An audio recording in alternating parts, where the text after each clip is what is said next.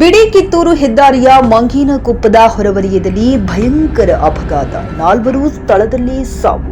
ಬೆಳಗಾವಿ ಜಿಲ್ಲೆ ಖಾನಾಪುರ ತಾಲೂಕಿನ ಕಿತ್ತೂರು ಬಿಡಿ ಹೆದ್ದಾರಿಯಲ್ಲಿ ಬರುವ ಮಂಗೇನಕೊಪ್ಪ ಗ್ರಾಮದ ಹೊರವಲಯದಲ್ಲಿ ಕಾರೊಂದು ಮರಕ್ಕೆ ಗುದ್ದಿದ ಪರಿಣಾಮ ಭಾರೀ ಅಪಘಾತ ಸಂಭವಿಸಿದೆ.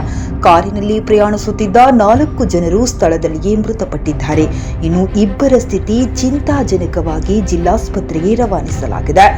ಹೆಸರುಗಳು ತಿಳಿದು ಬಂದಿಲ್ಲ. ಹುಕ್ಕೇರಿ ಪಟ್ಟಣದಿಂದ ಖಾನಾಪುರ ತಾಲೂಕಿನ ಗೋಲಿಹಳ್ಳಿ ಗ್ರಾಮಕ್ಕೆ ಬೀಗರ ಮನೆಗೆ ವಲಿಮಾ ಕಾರ್ಯಕ್ರಮಕ್ಕೆ ಕಿತ್ತೂರಿನಿಂದ ಬಿಡಿ ಮಾರ್ಗವಾಗಿ ಆಗಮಿಸುತ್ತಿರುವ ಸಂದರ್ಭದಲ್ಲಿ ಚಾಲಕನ ನಿಯಂತ್ರಣ ತಪ್ಪಿ ಭಾರೀ ಅಪಘಾತ ಸಂಭವಿಸಿದೆ.